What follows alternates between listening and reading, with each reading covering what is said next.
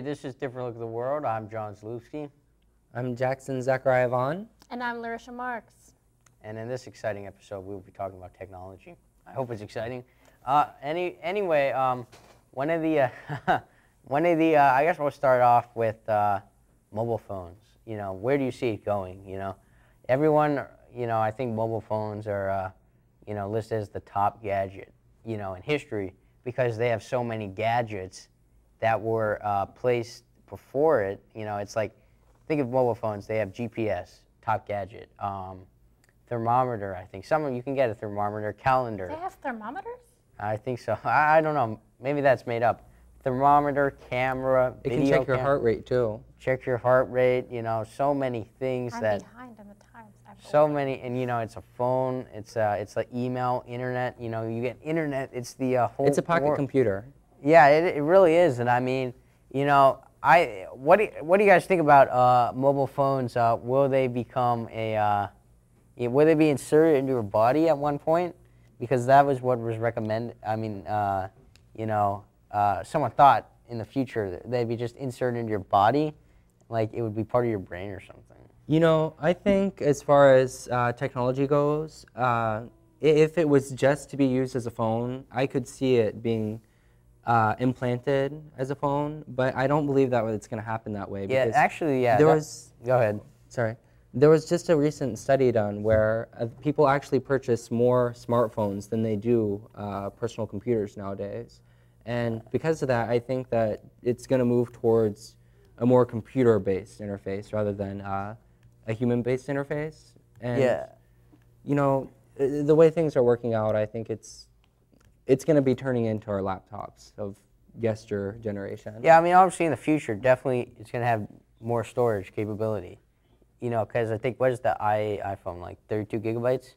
64. 64 now? Yeah, 64 gigabytes is not like, PlayStations have more gigabytes than that.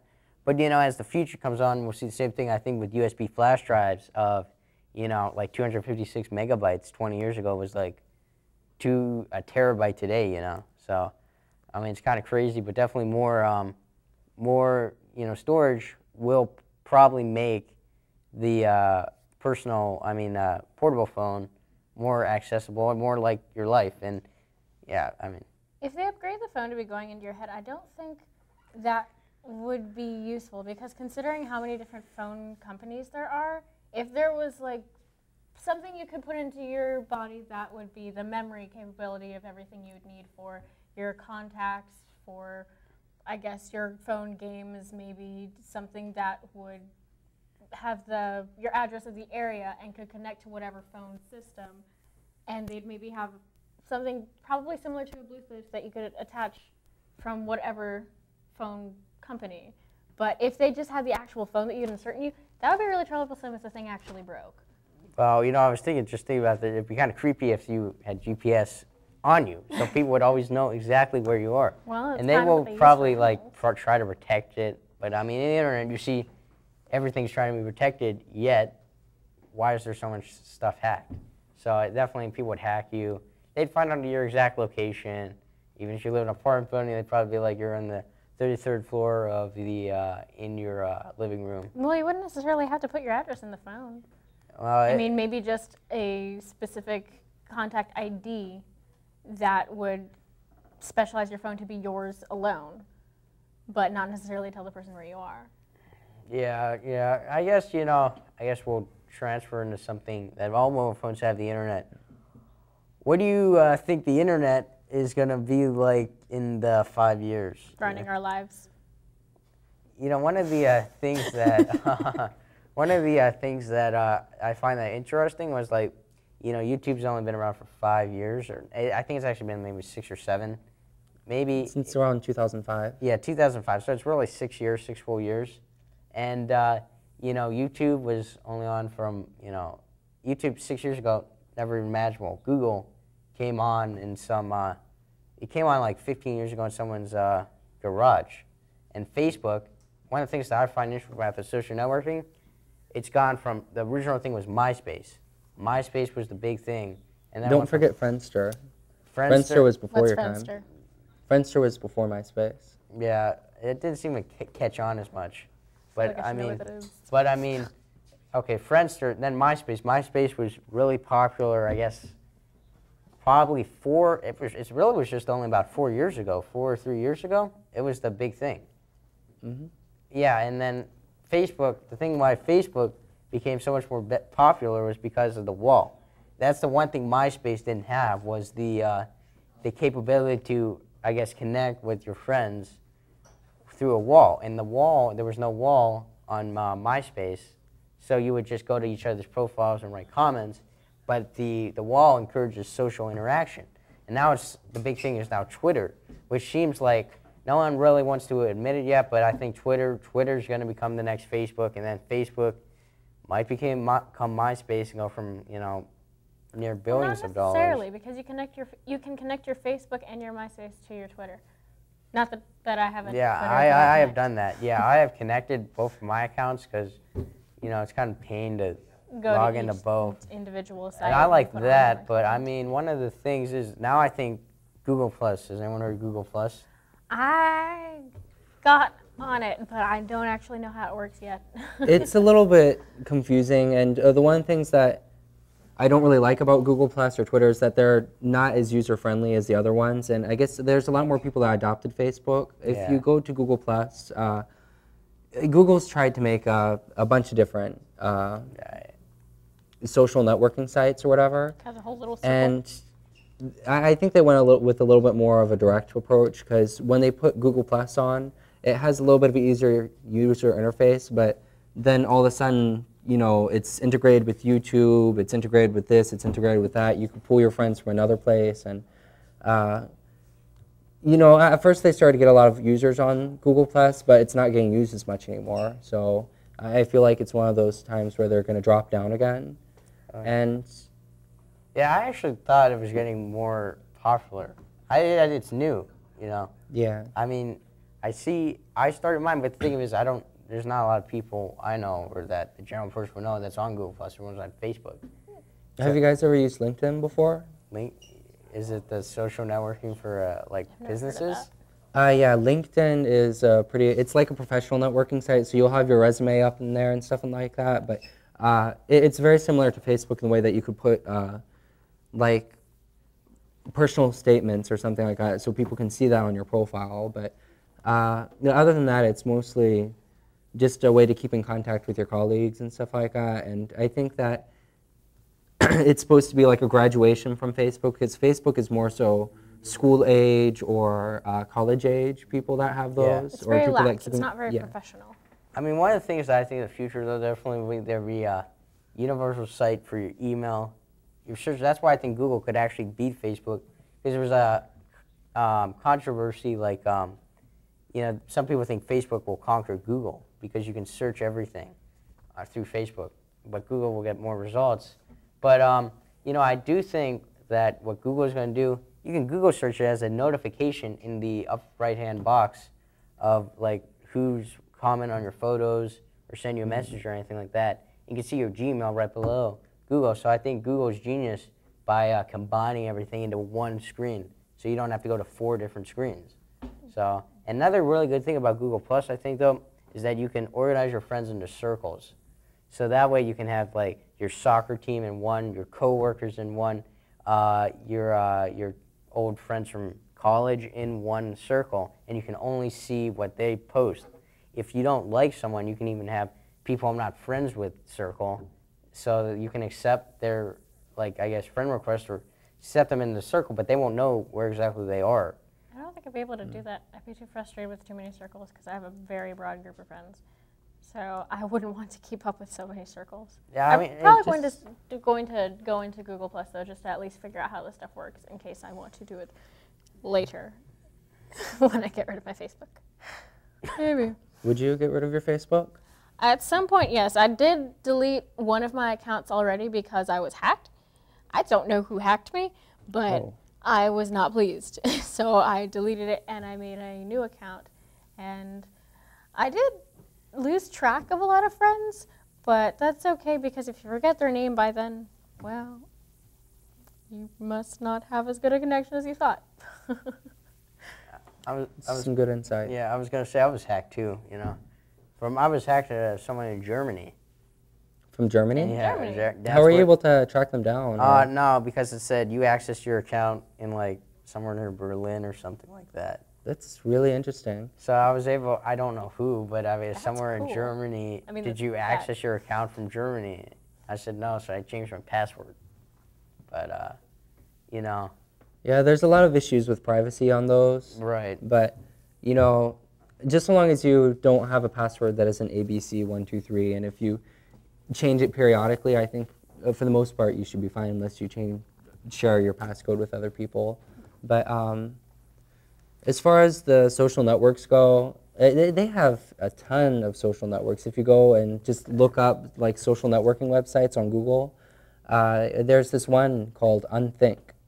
Have you ever heard of Unthink No, before? I have Yeah. not. Unthink is supposed to be an antisocial network where What in the it's world? very, very confusing, but it's supposed to get rid of all those extra nicknames and stuff like that, and the only way that you interact with other people is through like a video chat type deal. So it's kind of like Skype, but you get to network with other people as well.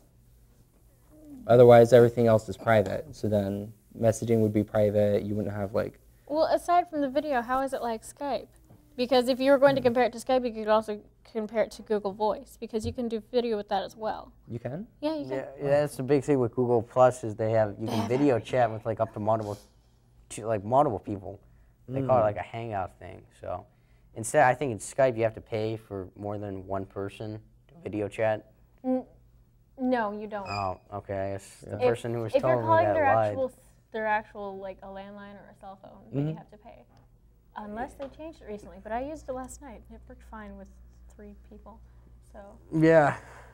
You know, Apple tried to create a social networking site type deal, I want to say about a year or so ago. It was called Ping, and the whole idea behind it was social networking through sharing music that you like and stuff like that. And it was a really good idea and everything, and they had these things. It was kind of like Twitter in the sense that you could follow like celebrities that you like and stuff like that, and they would post new music or music that they were listening to. now that But- one I would think would be very big, because music is just about everywhere. Yeah, And there are a lot of people, even here in the States, who are interested in music that's not on our continent. but the because main it's a different flavor. mistake I think that they made with that was probably the fact that they didn't actually have a website. So everything was built into the iTunes software an or iTunes account. into the iPhone and everything. So there was no way that you could work with the site or anything like that unless you were on the actual software. And still, even today, you can't access like your feeds or anything like that without going into iTunes on the iPhone. Yeah. But if they made a ping.com, I think that would work very well. Probably would, or at least I'd go on it. But I just like music. Yeah, I mean, I did see there was like there were a good amount of followers for like Lady Gaga had like 750,000.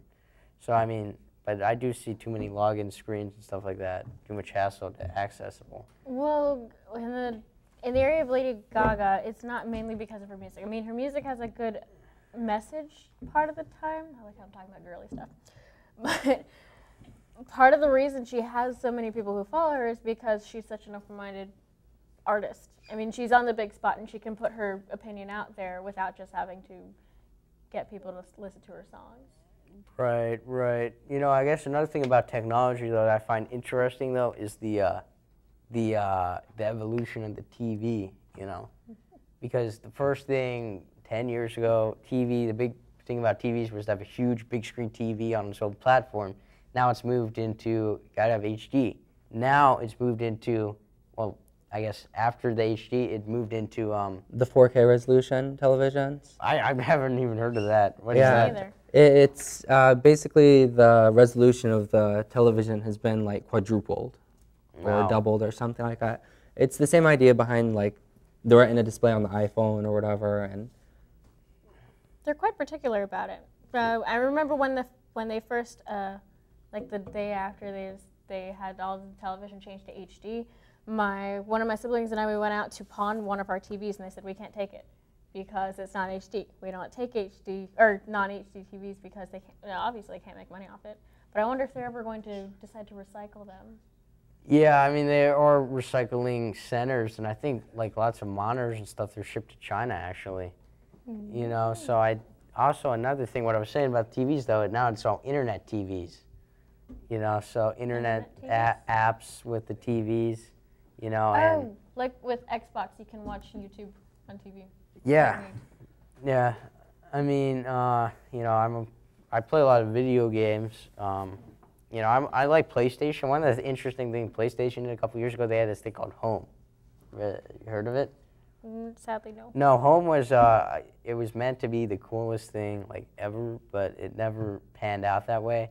I mean, Home was a place where gamers went to socialize and I guess talk about games in virtual environment. It was a lot like Second Life. That I mean, the graphics were amazing. I mean, there was a movie theater there. You could watch an actual movie and pay through like your PlayStation. So it was like a video game, but it was a social network at the same time? It was a world. It was a world. It wasn't a network. It was an actual world. So everyone had like a standard like apartment overlooking a harbor, like in Italy or somewhere. And then there was like a central plaza. You would walk out of your apartment and go to the plaza, and there was a bowling alley on one end, a movie theater, shopping mall. Like you could actually rent out your own store, or I think so. You could. Actually, I don't think you could do that. What I mean is clubhouse. You could have your own clubs, and you would have your own clubhouse. You could buy your own furniture to decorate your apartment. You could buy a special house. They have like real estate developments. That sounds like Gaia Online. And you know. That does sound very similar to Gaia. Because I think you can you buy more than one house on that now? I'm not sure. I haven't used it for the past 6 years. Yeah, so. I still do. You do? I still do. I know you can expand the width of your house, but it still looks the same on the outside. And you can decorate it with like trophies that you've won from many of the games on the site that you've played. And if you want to hang out with one of the other users on the website, they can meet you in your house. Yeah, quite neat. One of the things I was on Second Life, there was a guy, story out, he mortgaged his house to buy virtual land on Second Life. From there, he like actually rented out the virtual land. He go to a shopping mall. He made like $30,000 with it. I think I remember seeing that on the news before, but he spent a lot of money on that land in the first place, didn't he? I think he made his money back, but like, I mean, it's just such a cool idea that you could buy virtual land, build a shopping mall, and then get people to actually rent out your stores for money, actual money. And he made money. I always thought about doing that, but yeah, I think. Yeah, go ahead. One of the key things about those virtual life games and stuff like that is that they have a bit of an addiction to them, and when people start to use it more often than they, you know, get into their real life and stuff like that, then that's when they're willing to spend their money and stuff like that, because it becomes their primary life. Because I have a lot of friends that real life is their second life to them, and as soon as they get home from school, they'll get on their computers, and I'll call them or text them, and they'll be like, you know, hey, do you want to hang out? No, I'm busy. I'm hanging out with my friends. And like, oh, who are you hanging out with? I'm on my computer.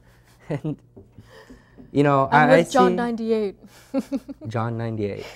Hi, John 98. I remember him.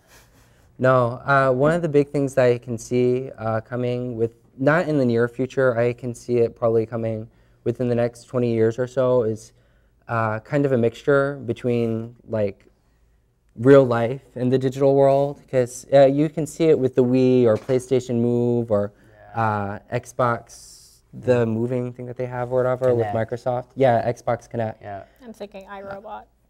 If you look on TED Talks, there was a guy probably from just a month or so ago, he was creating a human computer-based interface. So you could use a computer just without a keyboard, without like a mouse or anything like that, and without a touch screen. You would just use it by like moving the computer around or thinking it and stuff like that. And I think that, you know, That would be pretty neat if we could catch your brain moves. Back to what we were talking about before with the cell phones. Yeah.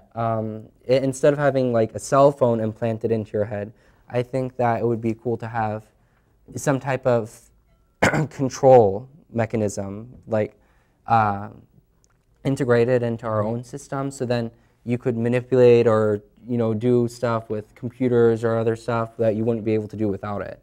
So instead of having like a cell phone built into your head, you could have the cell phone and just think that you want to call somebody and it would call.